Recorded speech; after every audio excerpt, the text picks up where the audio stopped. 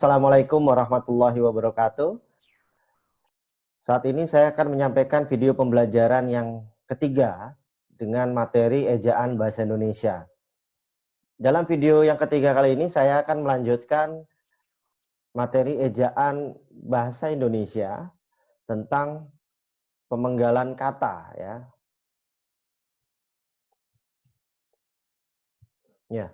Pemenggalan kata ini dalam bahasa Indonesia itu pada kata dasar dilakukan sebagai berikut. Jika di tengah kata terdapat huruf vokal, maka yang berurutan ya, pemenggalannya dilakukan di antara kedua huruf vokal itu.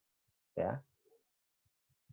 Misalnya buah, main gitu ya, niat, saat. Jadi jika di tengah kata terdapat huruf vokal yang berurutan ya, pemenggalan ini dilakukan di antara kedua huruf vokal itu. Vokal kan A, I, U, E, O ya. Jadi misalnya ada di tengah-tengah seperti kata di bawah ini ya, itu Anda bisa penggal di tengahnya. Pemenggalan kata ini sebetulnya fungsinya ada pada saat ketika kita menulis ya. Menulis di Word atau di kertas. Jadi misalnya sudah paling mentok ke kanan ya, kita menulisnya kan dari kiri. Dia ke kanan. Nah, bagaimana cara memenggalnya yang pas? Ya, misalnya kata buah, misalnya Anda ketik tulis BU lalu tanda hubung di baris selanjutnya di bawahnya gitu ya. Jadi buah. Nah, jadi menyambung itu begitu. Misalnya jadi Anda pemenggalannya jangan sampai keliru begitu. Jadi ini rumus pemenggalan kata. Jadi fungsi pemenggalan kata adalah pada saat antara baris pertama dan kedua dan tiba-tiba tulisan Anda sebuah kata itu harus terpenggal di akhir sebuah baris tulisan. Huruf diftong A, I, AU, EI, dan OI tidak dipenggal ya. Misalnya Anda menjumpai kata pandai, aula, saudara itu huruf diftongnya tidak dipenggal ya. Misalnya kata dai, pandai, au ya, saudara, nah, itu juga tidak dipenggal. Survei, amboy itu juga tidak dipenggal. Kemudian jika di tengah kata dasar terdapat huruf konsonan ya, termasuk gabungan huruf konsonan, di antara dua huruf vokal, pemenggalannya dilakukan sebelum huruf konsonan itu. Nah, misalnya Anda menemukan kata bapak, lawan, dengan, kenyang, mutakhir, musyawarah, nah itu dipenggalnya seperti itu tulisannya. Jika di tengah kata dasar terdapat dua huruf konsonan, ya, yang berurutan pemenggalannya dilakukan di antara kedua huruf konsonan itu, ya. Misalnya Anda menemukan kata April, kata caplok, makhluk, mandi, sanggup, sombong, dan swasta ya. Kemudian jika di tengah kata dasar terdapat tiga huruf konsonan atau lebih yang masing-masing melambangkan satu bunyi, pemenggalannya dilakukan di antara huruf konsonan itu ya. Misalnya Anda menemukan kata ultra, kemudian Anda menemukan kata infak gitu ya. Kata infak lalu ada bentrok, kemudian ada kata instrumen. Nah itu, jadi itu contohnya ya, ini contohnya. Kemudian catatan gabungan huruf konsonan yang melambangkan satu bunyi itu tidak dipenggal ya. Satu bunyi itu tidak dipenggal. Contoh misalnya kata bangkrut ya. Bangkrut. Nah, banyak ya, ikhlas, kongres, makhluk, sanggup, dan seterusnya. Pemenggalan kata turunan sedapat-dapatnya dilakukan di antara bentuk dasar atau unsur yang membentuknya, misalnya. Kemudian, misalnya kata berjalan, kata turunan sedapat-dapatnya dilakukan di antara bentuk dasar dan unsur pembentuknya. Misalnya berjalan, ini kan kata hubung ya. kata hubung, kemudian membantu, gitu kan. Kemudian ada kata terbawa begitu. Berbuat gitu ya. Kemudian nah, ada merasakan atau merasakan. Gitu. Kemudian ada kata mempertanggungjawabkan dan lain sebagainya. Nah, itu juga contohnya. Oke, misalnya pemenggalan kata tadi turunan ya, dilakukan di antara bentuk dasar dan susunan pembentuknya. Catatan pemenggalan kata berimbuhan yang bentuk dasarnya mengalami perubahan dilakukan seperti pada kata dasar, misalnya menutup, memakai, menyapu, mengecat, memikir, menolong, mengarang, pengetik, dan penyebut. Pemenggalan kata berimbuhan yang bentuk dasarnya mengalami perubahan dilakukan seperti pada kata dasar.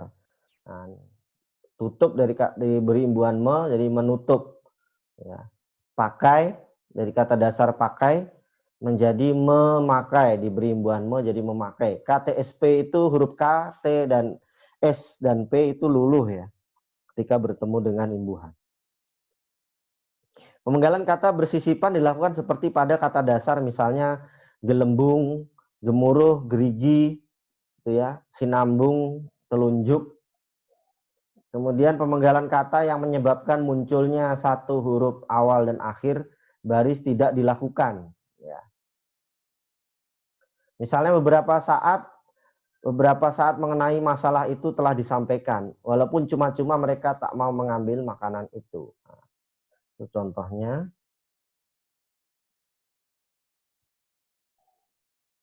Oke, jika sebuah kata terdiri atas dua unsur atau lebih dan salah satu unsurnya itu dapat bergabung dengan unsur lain, pemenggalannya dilakukan di antara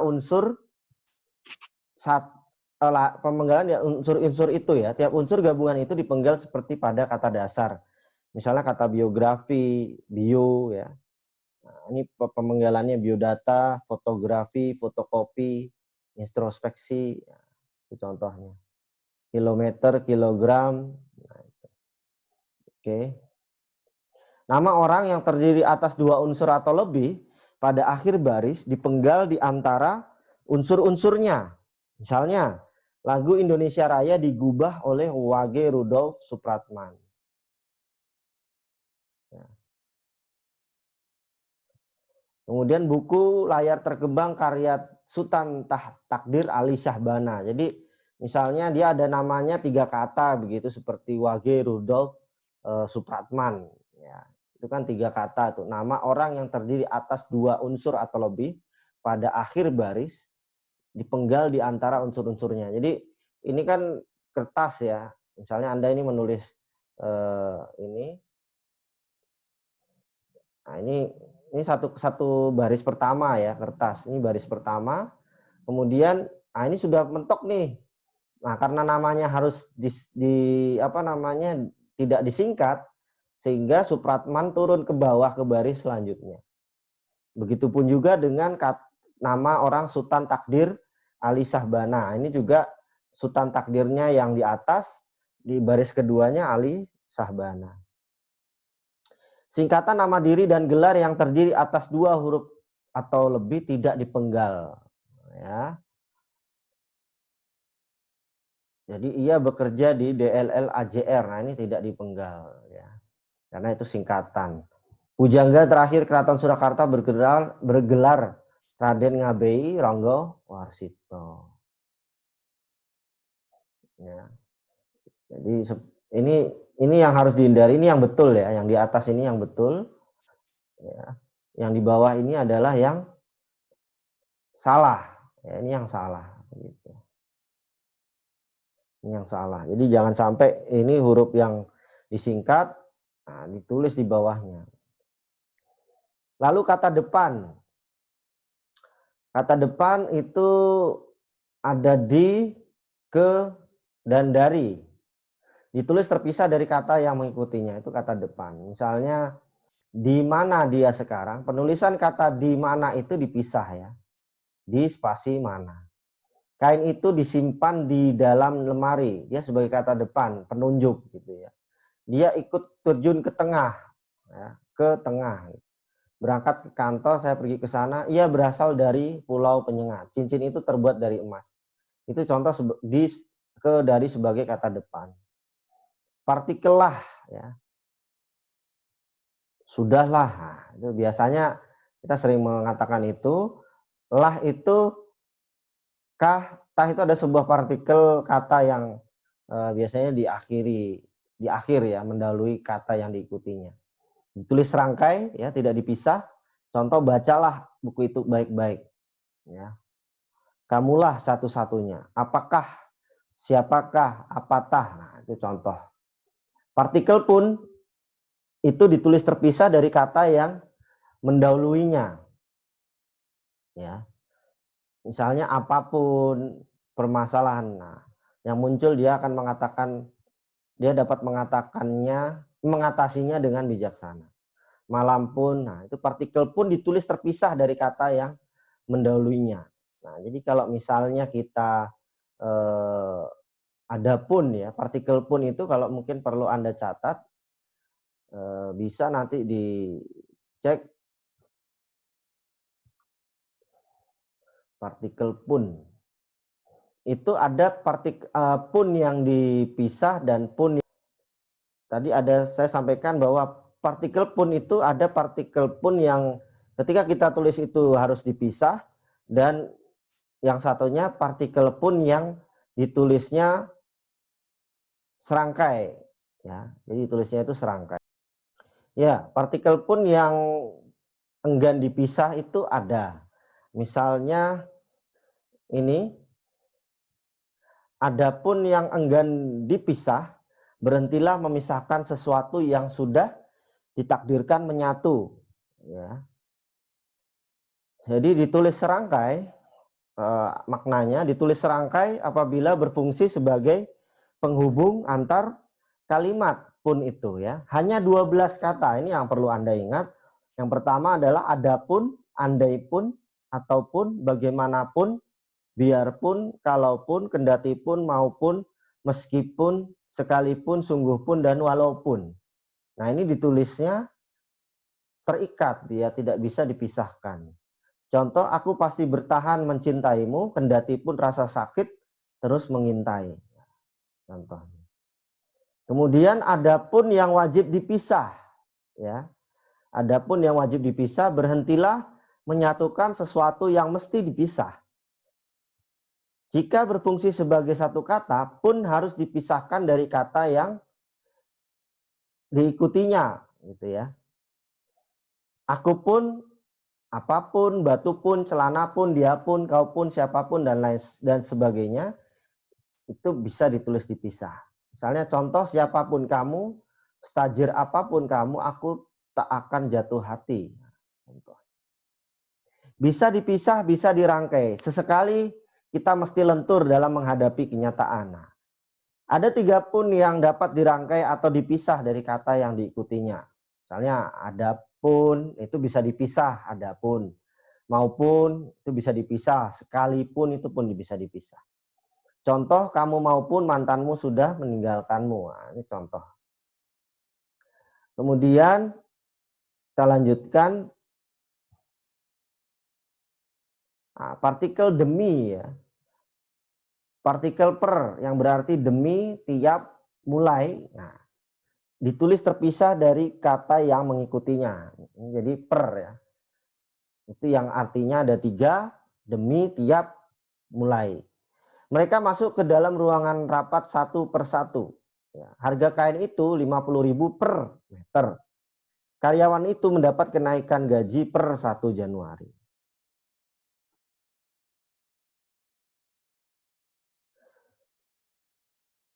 Singkatan dan akronim ya. Singkatan dan akronim. Jadi Singkatan dan akronim itu seperti itu menyingkatnya. Singkatan nama gelar, sapaan, jabatan atau pangkat itu diikuti dengan tanda titik pada setiap unsur singkatan itu ya. Jadi misalnya Aha Nasution, gitu ya. Haji Hamid, ya. Singkatan-singkatan nama itu diikuti dengan tanda titik.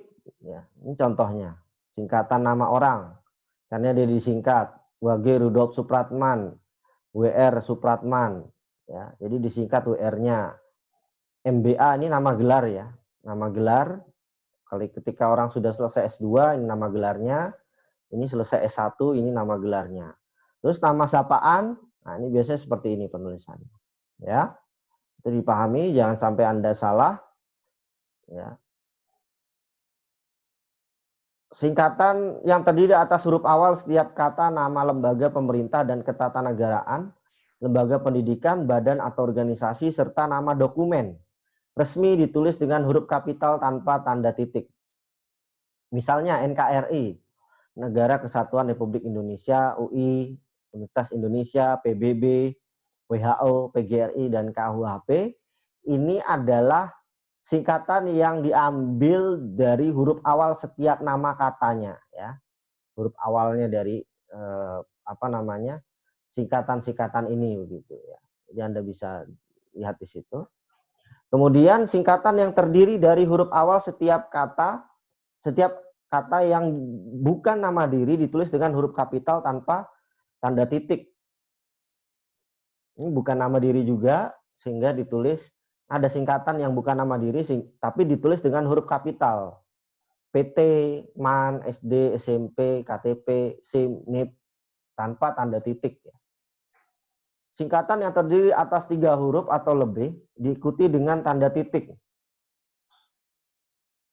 Halaman, ya, singkatan dari 3 huruf atau lebih diikuti dengan HLM, tapi tidak ditulis dengan huruf kapital, dia huruf kecil. YBS yang terhormat, TTD, tanda tangan, dan kawan-kawan, DST dan seterusnya, dan lain sebagainya, dan lain-lain. Singkatan yang terdiri atas 2 huruf yang lazim dipakai dalam surat menyurat, ya biasanya diikuti oleh tanda titik. Misalnya atas nama dengan alamat, ya, dan lain sebagainya.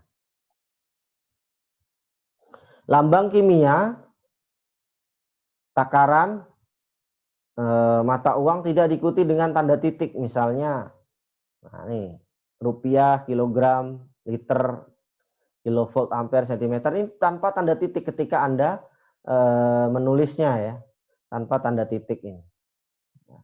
Rp 5.000 rupiah. Jadi Rp itu tanpa tanda titik, langsung 5.000, Rp 5.000 begitu. Akronim nama diri yang terdiri atas huruf awal setiap kata ditulis dengan huruf kapital tanpa tanda titik. Contoh BIG, ini bukan BIG ya, akronim ya. Kalau tadi kan singkatan. Ya, ini singkatan ya teman-teman. Beda dengan akronim tadi, ini singkatan. Nah, kalau akronim itu nama diri yang terdiri atas huruf awal setiap kata ditulis dengan huruf kapital tanpa tanda titik. BIG, bukan BIG, Badan Informasi Geospasial itu BIG. Bukan BIG, BIN, Badan Intelijen Negara. LIPI, Lembaga Ilmu Pengetahuan Indonesia, bukan LIPI ya. LAN, Lembaga Administrasi Negara, PASI, Persatuan Atletik Seluruh Indonesia. Akronim nama diri yang berupa gabungan suku kata atau gabungan huruf dalam suku kata deret kata ditulis dengan huruf awal kapital. Misalnya Bulog ya, Badan Urusan Logistik. Kemudian Bappenas, Kowani, Kalteng, Tengah, Kalteng, Mabim, Suramadu. Nah, termasuk Universitas Aisyah, dia masuknya pada akronim yang nomor 7 ini. Ya. Akronim bukan nama diri yang berupa gabungan huruf awal dan suku kata, dan gabungan suku kata ditulis dengan huruf kecil ya. Misalnya iptek, pemilu, puskesmas, rapim, rudal, dan tilang. Angka dan bilangan, ya. Angka Arab atau Romawi lazim dipakai sebagai lambang bilangan atau nomor, ya. Angka Arab ini yang biasa kita gunakan dalam penomoran. Angka Romawi, ya, ini juga. Kemudian dalam penulisan angka ini juga sering banyak yang keliru, ya. Banyak yang keliru itu maksudnya adalah mereka menonton drama itu sampai 3 kali. Ya, jadi angka 1 sampai 10 itu ditulis dengan huruf, ya. 11 itu juga masih huruf. Ya. Bilangan teks yang dapat dinyatakan dengan 1 atau 2 kata ditulis dengan huruf.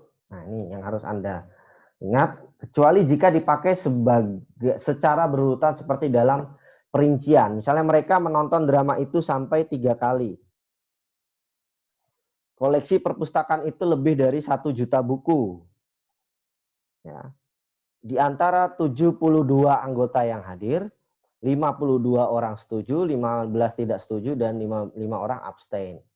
Nah, ini angka 5 itu ditulis karena sifatnya perincian, ya. Nah, jadi modelnya seperti itu. Jadi kalau Anda menulis mereka menonton drama itu 3 kali dengan angka 3 itu keliru. Tapi kalau menulis dengan huruf 3 itu benar, ya. Bilangan pada awal kalimat ditulis dengan huruf.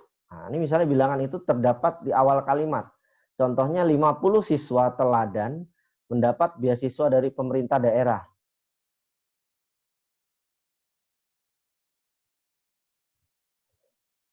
3 pemenang sayembara itu diundang ke Jakarta. Ya. Penulisan berikut yang harus dihindari, 50 siswa teladan mendapat beasiswa dari pemerintah daerah. Ya. Ini salah, ini keliru. Yang betul yang di atasnya, ya. Nah, ini. Yang betul yang ini, yang di atas. Yang di bawah ini yang harus Anda hindari, jangan menulis seperti ini. Ya. Apabila bilangan pada awal kalimat tidak dapat dinyatakan dengan 1 atau 2 kata, susunan kalimatnya yang diubah. Misalnya panitia mengundang 250.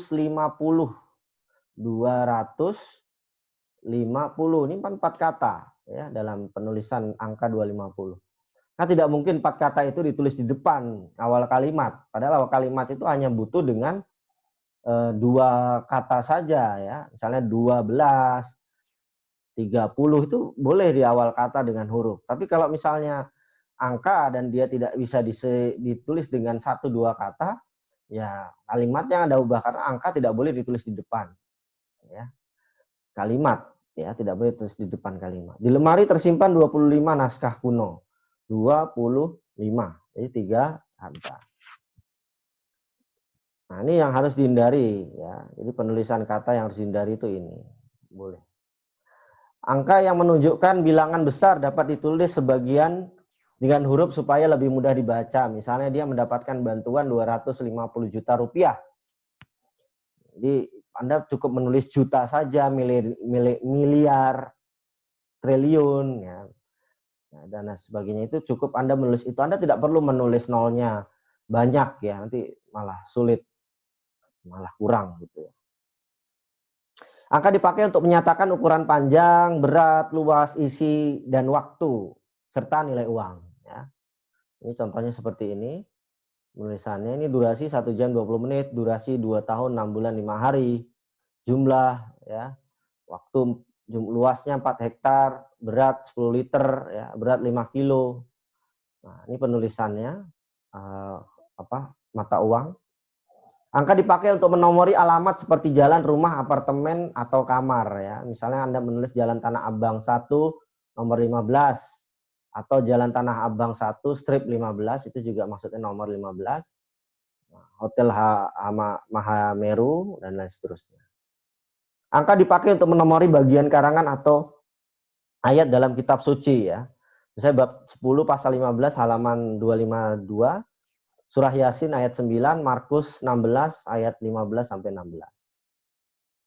Penulisan bilangan dengan huruf dilakukan seperti berikut. Misalnya bilangan utuh 12, 30, 5.000. Nah, ini 2 kata, ya, bisa disebut dalam 2 kata. Bilangan pecahan setengah atau 1/2, 1/16, 3/4, 2/10, 3, 2/3, 1%, 1/mil. Ini contohnya. Penulisan bilangan tingkat dapat dilakukan dengan cara berikut. Abad ke-10, abad ke-20, abad ke-20. Anda boleh memilih 3 ini, Anda yang ingin Anda sukai, ingin yang Anda tulis apa? Apakah abad 20 dengan angka Romawi atau abad ke strip 20 ini wajib juga ada penulisan angka tanda hubung di sini ya, karena membedakan antara huruf dan angka. Abad ke-20 ini juga sama, Perang Dunia Kedua dan seterusnya. Penulisan angka yang mendapat akhiran an dilakukan dengan cara berikut. 5 lembar uang 10.000-an. Nah, an ini, angka ini, karena dia ada angka dan an. Ini sama seperti ini tadi ya rumusnya. Dia huruf dulu baru ketemu angka sehingga diberi tanda hubung. Ini angka dulu baru huruf. Penulisan bilangan dengan angka dan huruf sekaligus dilakukan dalam peraturan perundang-undangan, akte, dan kwitansi. Ya. Anda bisa cek juga di dalam di balik STNK Anda atau di SIM.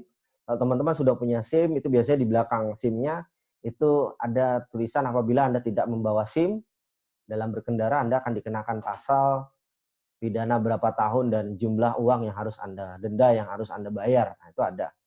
Jadi penulisannya seperti itu. Huruf dan angkanya ditulis sekaligus. Ya. Dalam penulisan nota juga ya, kwitansi juga sama. Angkanya juga ditulis, hurufnya juga iya. Penulisan bilangan yang dilambangkan dengan angka dan diikuti dengan huruf ya seperti ini. Penulisannya seperti penulisan kwitansi. Mungkin kalau Anda pernah menulis kwitansi biasanya mengerti ya. Oke, bilangan yang digunakan sebagai unsur nama geografi ditulis dengan huruf. Misalnya ada Kelapa 2, Kotonan Ampe, ada Raja Ampat. Nah, itu ditulis dengan huruf. Simpang 5, Tiga Raksa. Dan itu ditulis dengan bentuk terikat ya, tidak dipisah. Ya, ini contohnya Raja Ampat, Kotonan Ampe, Kelapa 2 itu ditulis dengan bentuk terikat, tidak dipisah. Kemudian ada kata ganti ku, kau, ku di depan, kau, ku di belakang, mu, dan nya. Kata ganti ku dan kau ditulis serangkai dengan kata yang mengikutinya, sedangkan ku, mu, dan nya ditulis serangkai dengan kata yang mendahuluinya. Misalnya, rumah itu telah kujual. Ya. Majalah ini boleh kau baca. Bukuku, bukumu, dan bukunya tersimpan di perpustakaan. Rumahnya sedang diperbaiki. Nah, ini yang sering orang keliru. Ku itu kadang dipisah. Ya, ya, kau baca. Ya, bukuku, bukumu. Ini saya kadang orang ngertinya cuma bukunya. Nah, bukunya ini ditulisnya tersambung, terikat. Tapi yang lain tidak terikat. Nah, ini yang orang masih keliru. Jadi ditulisnya kau baca itu disambung ya. Nah, ini kujual juga bentuk terikat ya, jangan sampai keliru. Kata sandang si dan sang ya. Kata sandang si dan sang ini juga ditulis ini yang ditulis terpisah. Kalau tadi kan ditulis bentuk terikat ya. Ditulis serangkai dengan kata yang diikutinya. Kata si dan sang ditulis terpisah dari kata yang mengikutinya. Misalnya surat itu dikembalikan kepada si pengirim. Si pengirim ya yang mengirim itu. Toko itu memberikan hadiah kepada si pembeli. Si, ya orang yang membeli itu ya. Buku itu, ibu itu menghadiahi sang suami kemeja batik. Sang adik mematuhi nasihat sang kakak. Harimau itu marah sekali kepada sang kancil. Dalam cerita si buta berhasil menolong kekasihnya. Huruf awal sang ditulis dengan huruf kapital jika sang merupakan unsur nama Tuhan. Misalnya kita harus berserah diri kepada sang pencipta ya. Sang ini adalah pengganti kata ganti Tuhan ya, unsur nama Tuhan. Pura dibangun oleh umat Hindu untuk memuja Sang Yang Widi Wase. Jadi sang itu juga nama Tuhan. Oke, itu tadi materi tentang pemakaian huruf pada video pembelajaran yang ketiga. Kita akan melanjutkan pemakaian tanda baca ejaan bahasa Indonesia pada video pembelajaran selanjutnya. Terima kasih. Terima kasih atas perhatiannya. Assalamualaikum warahmatullahi wabarakatuh. Kita lanjutkan di video selanjutnya.